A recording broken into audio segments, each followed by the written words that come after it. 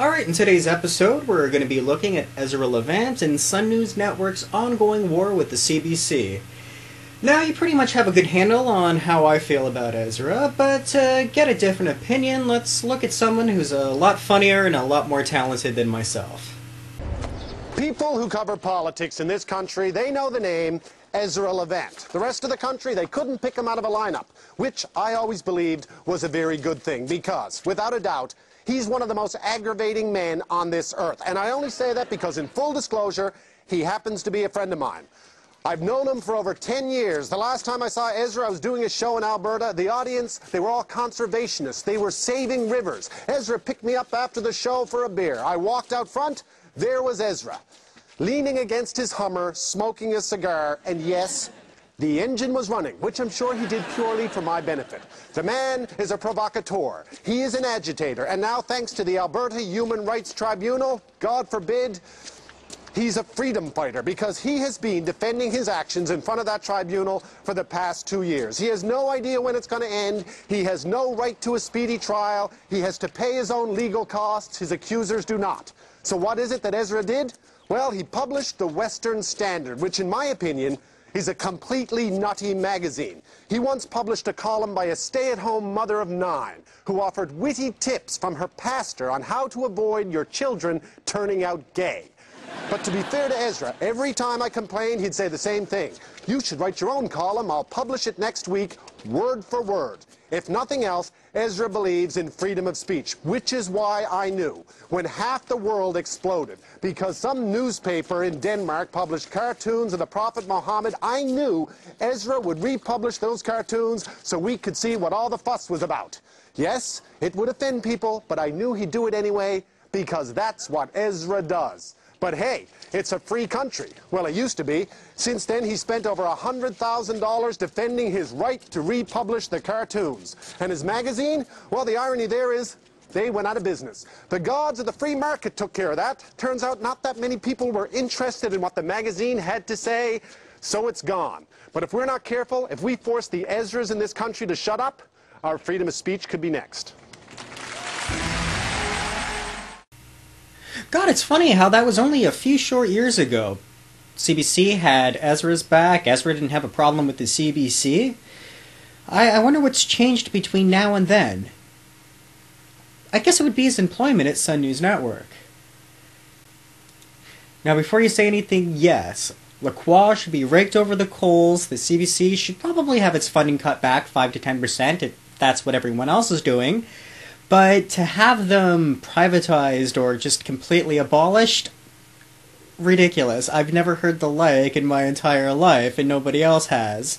It's only been within the last 6 months where Sun News Network, wants to try to take on its competition that this has even been an issue. So to get into that, let's start episode 3. Why am I sweating even more than normally?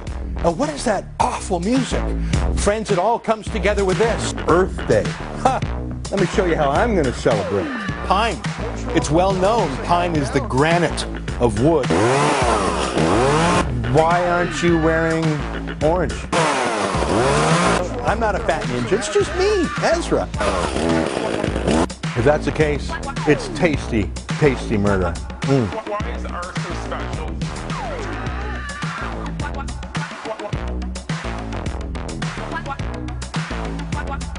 Why is ours so special?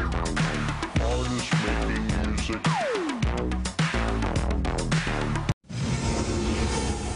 Alright, it's time for the C.B.C. Ezra Levant drinking game. The goal is simply to not die from alcohol poisoning before the end of the broadcast. Just take a shot every time you hear Ezra Levant say C.B.C. Let's go! Hey, welcome back to the show. Those little clips going in and out of our segments, that was when I popped down to the C.B.C. to shoot a quick promotional ad about today's special. Maybe you saw it. As we pulled up to the C.B.C. and parked our tiny little Sun News Network van. First off, I love how he says tiny little news van. It makes it sound like he's out for a Sunday drive, to buy salmon for his puss-puss. I got out of the street, and you can see that our very presence there made some C.B.C. staff who were just milling around outside their office very uncomfortable. Seriously, just existing on the same public street as us bugged some of them. Really? You have no idea why they just might look at you with just the slightest bit of scorn after what you've been talking about them for the last 3 or 4 months? You're not that stupid, you know that. One of them walked over to us and stood right in front of where we were setting up to film. He just tried to block us, standing there eating his sandwich in front of our shot. This was outside on the public street. And look what happened. It got sort of weird and pushy. Look at this. What's your name? You can't hear? I'm just trying to take a shot at David Suzuki. Are you a CBC security guard or a CBC staffer? I think we've got a little bit of a CBC staffer here. What's your name? My lunch. Do you work at the CBC? Isn't this weird? Are you catching this? We've got a CBC staffer who's committing assault. Unbelievable. Who is this guy? Who is he?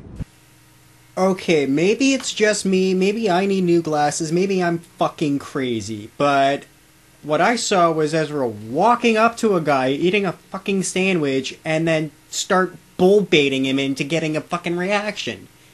How the hell does that even work in your fucking brain that you were the one that was accosted when you actually went up to the guy and accosted him? Like, my fucking god. It's really half a step from, like, just going up, ooh, come on, hit me, ooh, I'm not touching you, ooh, come on. It's like, my fucking god, what are you, a fucking 5-year-old? Grow the fuck up. And this happened 2 more times in the course of the next half hour. Ordinary CBC staff, when they just saw me at the CBC or the Sun News Network logo, they came up and pushed me, even though they knew our cameras were rolling and catching the whole thing. Here's a couple more pushes, not so much against me, but against our poor cameraman who just was bullied. Look at this.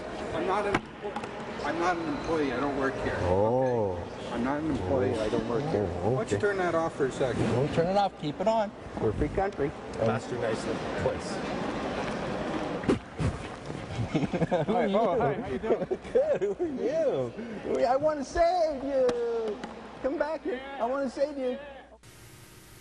Okay, who was doing the pushing there? Was it the guy that was standing 2 or 3 feet away from you, or was it the guy walking past with his hands in his pockets? I really am not sure which one it was. I mean, I was sort of an idiot throwing the life preserver after him. I didn't touch him, though, but he was pushing a camera. And these were not big shots. They were like sort of little drone worker bees at the CBC. And they didn't need to check with any CBC bosses. They didn't need to. They knew what the CBC approach is to competitors. Be pushy. Break the law sometimes. Be unethical. But pretend to be morally superior while doing it. Claim to be high-minded, but do what it takes to undermine competitors. Just crazy. No, the only thing crazy about that is that you could say something so absolutely hypocritical with a straight face. I made my way into the CBC, and I thought I'd see if the CBC's president, Hubert Lacroix, would talk to me. So I simply walked up and I asked. Now, he wasn't in, so I asked the same security guard. Like, I just went there very politely, and I said, is Jeff Kay in? Because he's the CBC spokesman. I'd chatted with him before. But by this point in time, the CBC was so upset with me being there. Being in their office, they had dispatched, I kid you not, 4 security guards, and they even refused to put the call through to Jeff Kay. They had decided that my questions about the CBC, which I hadn't even asked yet, were so dangerous that the CBC spokesman couldn't handle it. The rent-a-cops had to handle it. They demanded that we leave. They demanded that we turn off our cameras. And like the other passive-aggressive staff who bumped and jostled us, they just kept making weird physical contact with us. It's... Okay, I think you're confusing passive-aggressiveness with civility and restraint. And I love how you feint surprise at the fact that they are not as accommodating as you would like them to be. After all, you've only said things like this about them. That the most pro-terrorist networks in the world, like Britain's BBC and Canada's C.B.C, pro-Taliban, pro-Omar Khadr, anti-Israel C.B.C here in Canada, PR agency for terrorism. The C.B.C are slanderers. They're taking sides. They're not neutral. They work for the enemy. It's just not even funny. But the CBC head of security told me something that was just so awesome. He said I was required to leave because it was private property, because I wanted to ask the CBC questions about CBC accountability. Even the most junior rent-a-cop in the place had that CBC culture of stonewalling down pat. The CBC sent their chief of security down. He says some amazing things. He says the CBC is private property. Oh my god, why does he keep beating this dead horse? I'm gonna die, oh my god.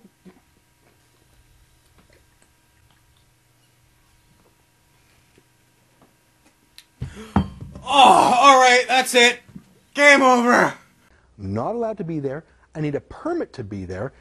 I'm breaking the law and the rules. He says all that in about 5 seconds. It's pretty awesome. Look at this. Do you have a permit to film here? No, we don't work for the government, so we don't need permits to film things. But you know it's private property, right? So actually, Carolyn Dunn told me that it's public property, that it's owned by the public, and I'm part of the public. Perhaps you should do some research. It is private property, sir. Do I need your permission?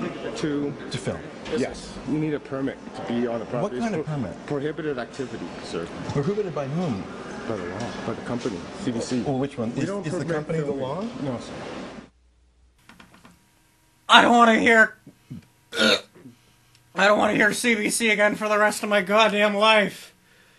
Okay, now look at this C.B.C. montage we put together. Take a look. You see the C.B.C. that appeared on the C.B.C. of the C.B.C. We're having a whole special about the C.B.C. and Privatized C.B.C. The C.B.C. But why should the C.B.C's, while watching the C.B.C. segment... Oh, you gotta love the C.B.C. The C.B.C. Sanctum Sanctorum. One of the C.B.C. shows the C.B.C. sent me to the C.B.C. programming on the C.B.C. My beef with the C.B.C. I'm gonna talk a little bit more about the C.B.C. The C.B.C. The fact that the C.B.C. problem with the C.B.C. called up the C.B.C. set the C.B.C. free. Save the C.B.C. Privatize the C.B.C. The C.B.C. The C.B.C. is spinning. Gorge the C.B.C. Talk about C.B.C. about the C.B.C. The C.B.C. Don't the C.B.C.'s voice from the C.B.C. For the C.B.C. government elite. The C.B.C. last week. C.B.C. for the C.B.C. For the C.B.C. it's C.B.C. The C.B.C. hates. I'm not a C.B.C. fan. The C.B.C.'s laugh track. The C.B.C. backfired on the C.B.C. C.B.C. said the C.B.C. If the C.B.C.'s and the C.B.C. So the C.B.C. went nuclear. Anyways, where were we? Right. The C.B.C. Said, now the CBC and the CBC from the CBC, yet another CBC's, the CBC, I bet the CBC's, was it the CBC tried against the CBC lie? The CBC told by the CBC to the CBC, despite the CBC's one more CBC liars, the CBC, because the CBC has CBC on. That's the CBC. The CBC says the CBC isn't shy. The CBC. Got enough! Sue the CBC. Please, no more! CBC. Move on! The CBC. God, I swear to God, if I had a fucking nickel for every time you said CBC, I could fund it myself. Please move on. Cover something else. Please. The Canadian Broadcasting Corporation, you know, the mega corporation that's demanding yet another $1.1 billion bailout from taxpayers this year, just like they demanded a $1.1 billion bailout from us last year. Well, they've panicked. For weeks, they've been sweating about today's parliamentary investigation into their bad behavior. But as you can imagine, any mega corporation that bleeds $1.1 billion a year in red ink, but still parties like Donald Trump with lavish travel and entertainment expenses, well, they don't like accountability too much. Look, any mega corporation like the CBC that gets a $1.1 billion a year bailout should be subject to scrutiny. It's just a building block of democracy. Again, here's our boss, Pierre-Carl Pelledo, making that point today before Parliament. As the Crown Corporation received the largest subsidy from the Canadian Parliament, C.B.C. Radio-Canada cannot be immune from public scrutiny. Alright, if I hear CBC one more time, I'm gonna blow my fucking brains out. Here's the CBC's boss, Hubert Lacroix, telling Parliament...